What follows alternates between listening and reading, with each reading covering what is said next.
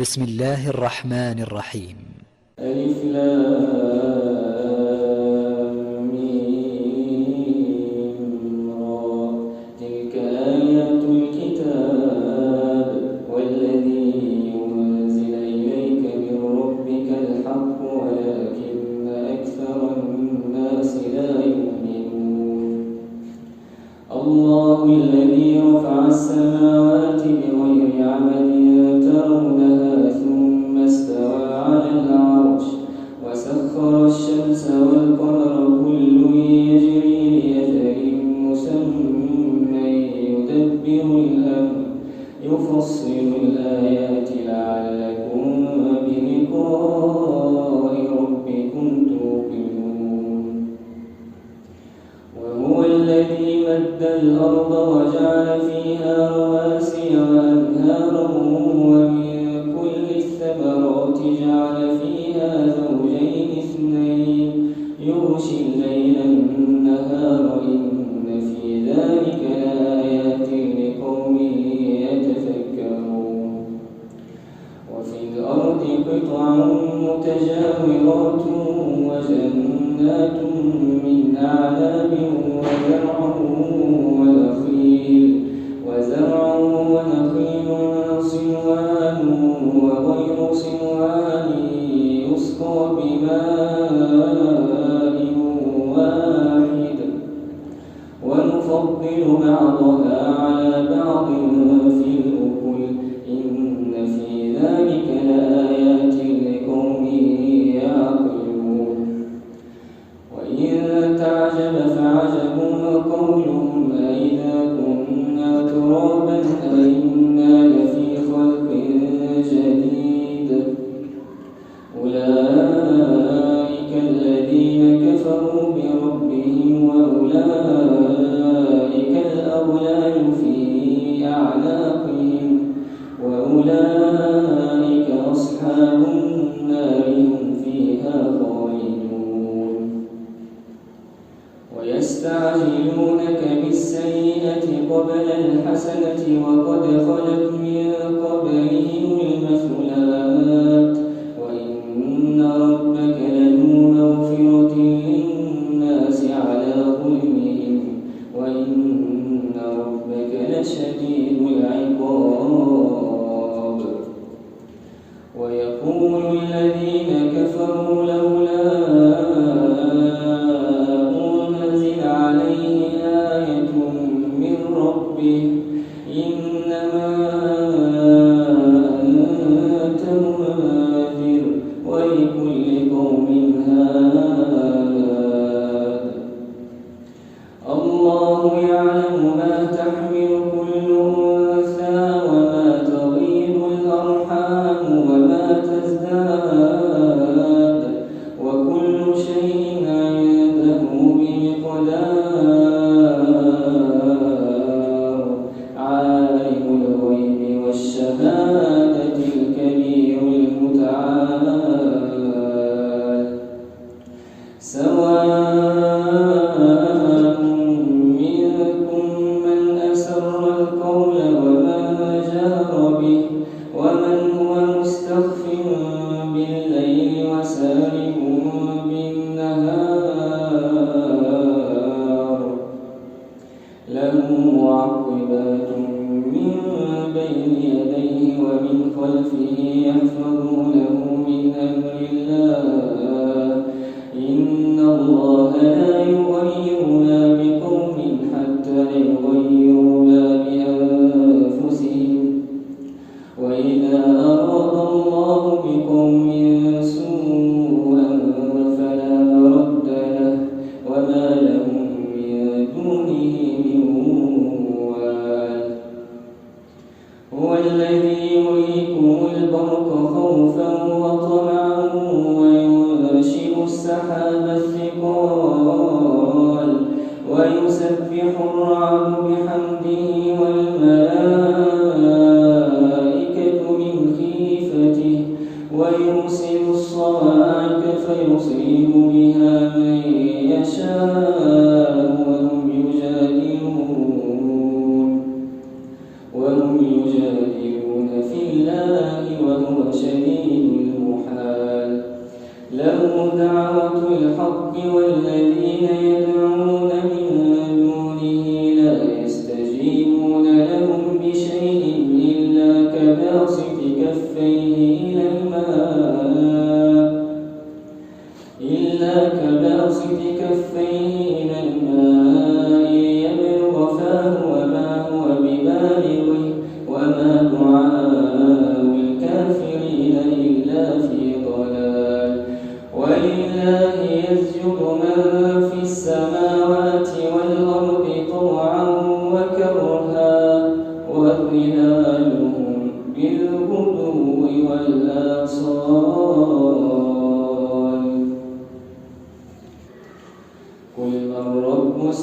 السماوات والأرض قل الله قل أفاتخذتم من دونه أولياء لا يملكون لأنفسهم نفعا ولا ضرا قل هل يستوي الأعمى والبصير أم هل تستوي الظلمات والنور أم جعلوا لله شركاء خلقوا كخلقه فتشابه الخلق عليهم قل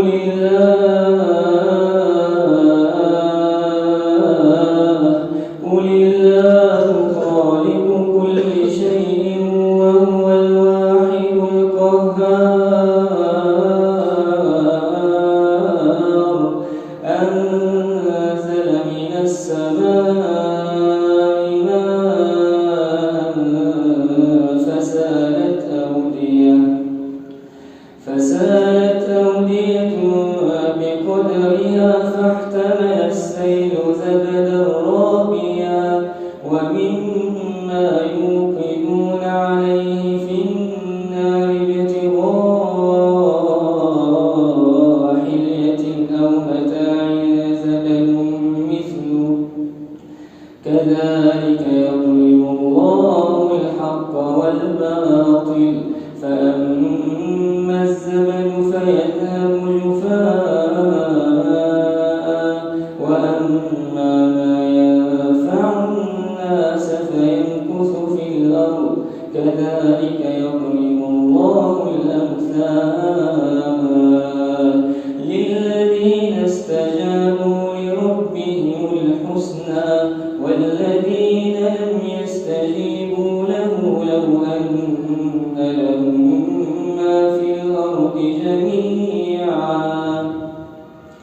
لو أن لهم ما في الأرض جميعا ومثله معه لافتدوا به أولئك لهم سوء الحساب ومأواهم جهنم وبئس المهاد أفمن يعلم أنما أنزل إليك من ربك الحق كمن هو أعمى إنما يتذكر أولو الألباب الذين يوفون بعهد الله ولا ينقضون الميثاق والذين يصلون ما أمر الله به أن يوصل ويخشون ربهم ويخافون سوء الحساب والذين صبروا ابتغاء وجه ربهم وأقاموا الصلاة وأنفقوا مما رزقناهم سرا وعلانية ويدرؤون بالحسنة السيئة أولئك لهم عقبى الدار جنات عدن يدخلونها ومن صلح من آبائهم وأزواجهم وذرياتهم والملائكة يدخلون عليهم من كل باب سلام عليكم بما صبرتم فنعم عقبى الدار والذين ينقضون عهد الله من بعد ميثاقه ويقطعون ما أمر الله به أن يوصل ويفسدون في الأرض أولئك لهم اللعنة ولهم سوء الدار الله يبسط الرزق لمن يشاء ويقدر وفرحوا بالحياة الدنيا وما الحياة الدنيا في الآخرة إلا متاع ويقول الذين كفروا لولا أنزل عليه آية من ربه قل إن الله يضل من يشاء ويهدي إليه من أناب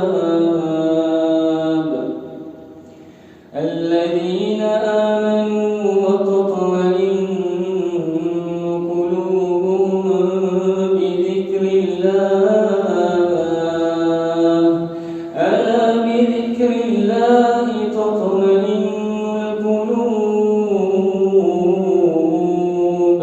الذين آمنوا وعملوا الصالحات طوبى لهم وحسن مآب كذلك أرسلناك في أمة قد خلت من قبلها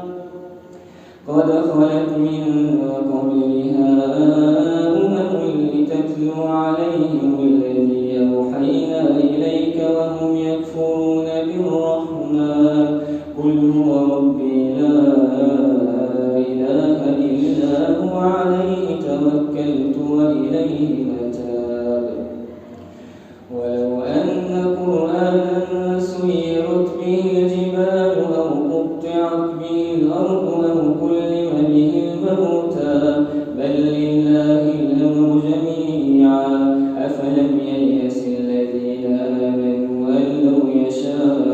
الله لهدى الناس جميعا ولا يزال الذين كفروا تصيبهم بما صنعوا قارعة أو تحل قريبا من دارهم حتى يأتي وعد الله إن الله لا يخلف الميعاد ولقد استهزئ برسل من قبلك فأمليت للذين كفروا ثم أخذتهم فكيف كان عقاب أفمن هو قائم على كل نفس بما كسبت وجعلوا لله شركاء قل سموهم أم تنبئونه بما لا يعلم في الأرض أم بظاهر من القول بل زين للذين كفروا مكرهم وصدوا عن السبيل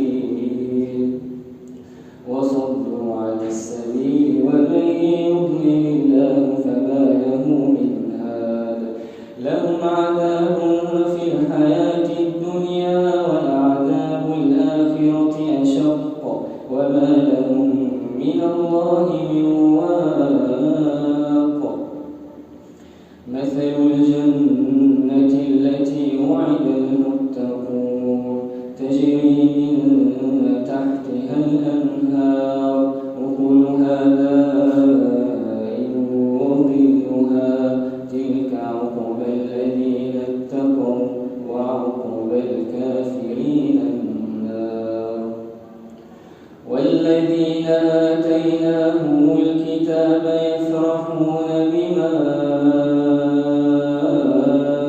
أنزل إليك ومن الأحزاب من ينكر بعضه قل إنما أمرت أن أعبد الله ولا أشرك به إليه أدعو وإليه مآب وكذلك أنزلناه حكما عربيا ولئن اتبعت أهواءهم بعد ما جاءك من العلم ما لك من الله من ولي ولا واق ولقد أرسلنا رسلا من قبلك وجعلنا لهم أزواجا وذرية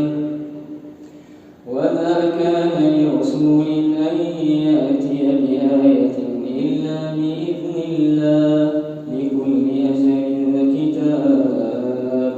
يمحو الله ما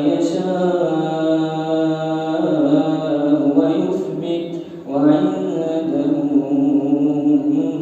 الكتاب وإما نرينك بعض الذي نعدهم أو نتوفينك فإنما عليك البلاغ وعلينا الحساب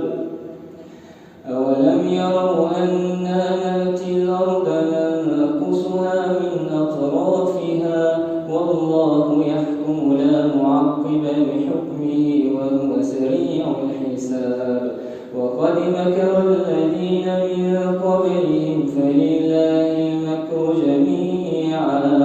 يعلم ما تكسب كل نفس وسيعلم الكفار لمن عقبى الدار. ويقول الذين كفروا لست مرسلا قل كفى بالله شهيدا بيني وبينكم ومن عنده علم الكتاب. ألف لام را كتاب أنزلناه إليك لتخرج الناس من الظلمات إلى النور بإذن ربهم إلى صراط العزيز الحميد. الله الذي له ما في السماوات وما في الأرض وويل للكافرين من عذاب شديد. الذين يستحبون الحياة الدنيا على الآخرة ويصدون عن سبيل الله ويبغونها عوجا أولئك في ضلال بعيد. وما أرسلنا من رسول إلا بلسان قومه ليبين لهم فيضل الله من يشاء ويهدي من يشاء وهو العزيز الحكيم. ولقد أرسلنا موسى بآياتنا أن أخرج قومك من الظلمات إلى النور وذكرهم بأيام الله إن في ذلك لآيات لكل صبار شكور. وإذ قال موسى لقومه اذكروا نعمة الله عليكم إذ أنجاكم من آل فرعون يسومونكم سوء العذاب ويذبحون أبناءكم ويستحيون نساءكم وفي ذلكم بلاء من ربكم عظيم. وإذ تأذن ربكم لئن شكرتم لأزيدنكم ولئن كفرتم إن عذابي لشديد. وقال موسى إن تكفروا أنتم ومن في الأرض جميعا فإن الله لغني حميد. ألم يأتكم نبأ الذين من قبلكم قوم نوح وعاد وثمود والذين من بعدهم لا يعلمهم إلا الله جاءتهم رسلهم بالبينات فردوا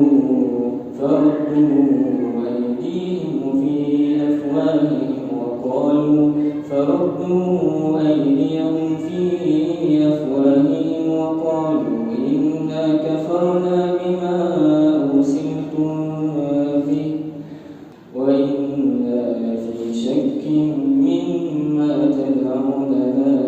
إليه مريب. قالت رسلهم أفي الله شك فاطر السماوات والأرض يدعوكم ليغفر لكم من ذنوبكم ويؤخركم إلى أجل مسمى قالوا إن أنتم إلا بشر مثلنا تريدون أن تصدونا عما كان يعبد آباؤنا فأتونا بسورة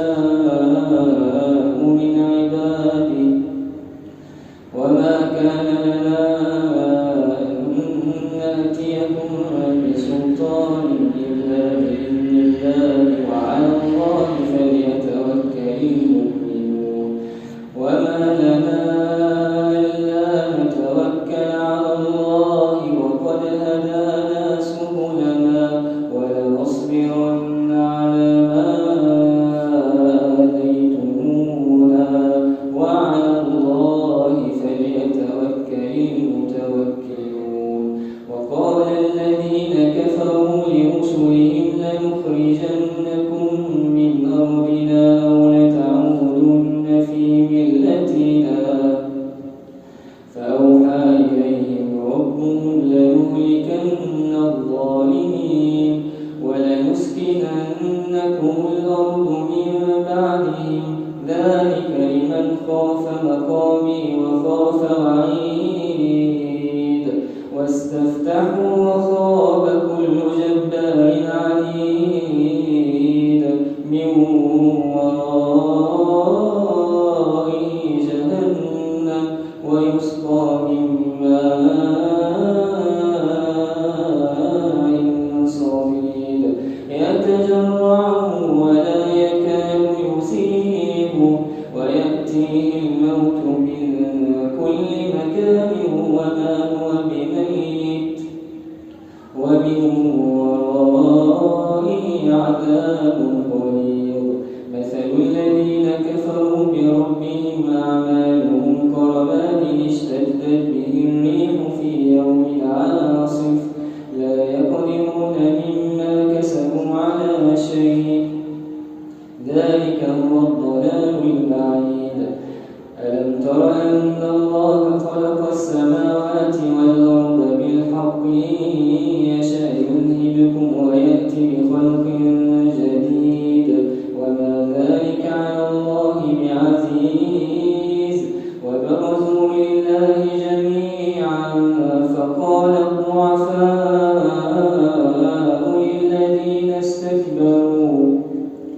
فقال الضعفاء للذين استكبروا إنا كنا لكم تبعا فهل أنتم مغنون عنا من عذاب الله من شيء قالوا لو هدانا الله لهديناكم سواء علينا جزعنا أم صبرنا ما لنا من محيص وقال الشيطان لما قضي الأمر إن الله وعدكم وعد الحق ووعدتكم فأخلفتكم وما كان لي عليكم من سلطان إلا أن دعوتكم فاستجبتم لي فلا تلوموني ولوموا أنفسكم ما أنا بمصرخكم وما أنتم بمصرخي إني كفرت بما أشركتمون من قبل إن الظالمين لهم عذاب أليم وأدخل الذين آمنوا وعملوا الصالحات جنات تجري من تحتها الأنهار خالدين فيها بإذن ربهم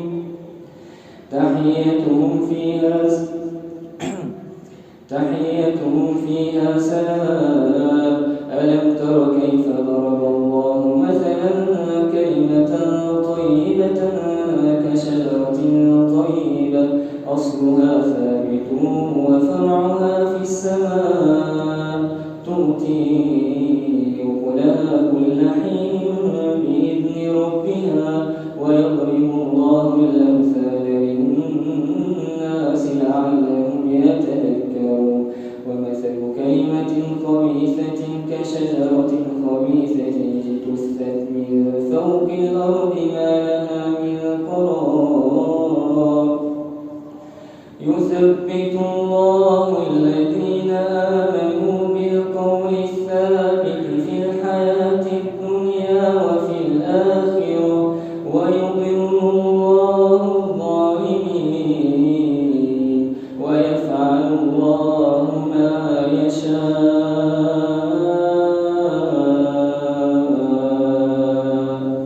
ألم تر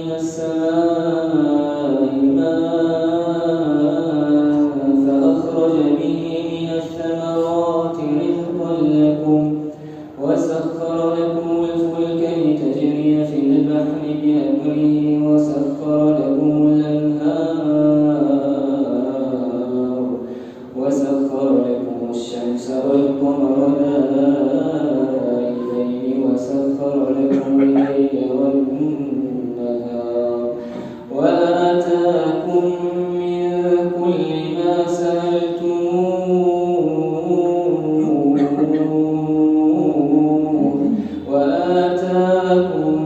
من كل ما سألتموه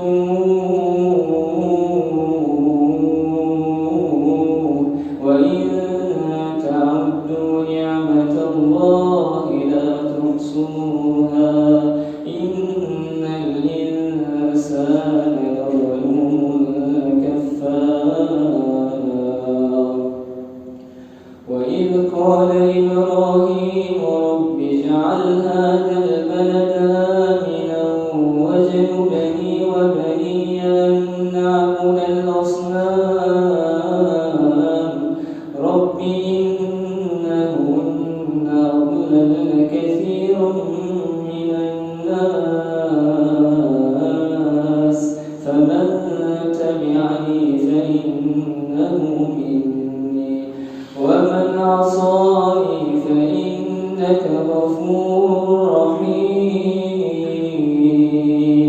ربنا إني أسكنت من ذريتي بواد غير ذي زرع عند بيتك المحرم ربنا ليقيموا الصلاة فاجعل أفئدة من الناس تهوي إليهم وارزقهم من الثمرات لعلهم يشكرون. ربنا إنك تعلم ما نخفي وما نعلن وما يخفى على الله من شيء في الأرض ولا في السماء. الحمد لله الذي وهب لي على الكبر إسماعيل وإسحاق إن ربي لسميع الدعاء. رب اجعلني مقيم الصلاة ومن ذريتي ربنا وتقبل دعاء. ربنا اغفر لي ولوالدي وللمؤمنين يوم يقوم الحساب. ولا تحسبن الله غافلا عما يعمل الظالمون إنما يؤخرهم ليوم تشخص فيه الأبصار مهطعين مقنعي رؤوسهم لا يرتد إليهم طرفهم وأفئدتهم هواء. وأنذر الناس يوم يأتيهم العذاب فيقول الذين ظلموا ربنا أخرنا إلى أجل قريب نجب دعوتك ونتبع الرسل أولم تكونوا أقسمتم من قبل ما لكم من زوال وسكنتم في مساكن الذين ظلموا أنفسهم وتبين لكم كيف فعلنا بهم وضربنا لكم الأمثال. وقد مكروا مكرا وعند الله مكرهم وإن كان مكرهم لتزول منه الجبال. فلا تحسبن الله مخلف وعده رسله إن الله عزيز ذو انتقام.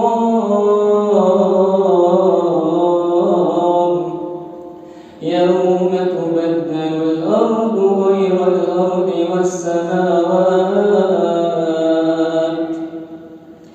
يوم تبدل الأرض غير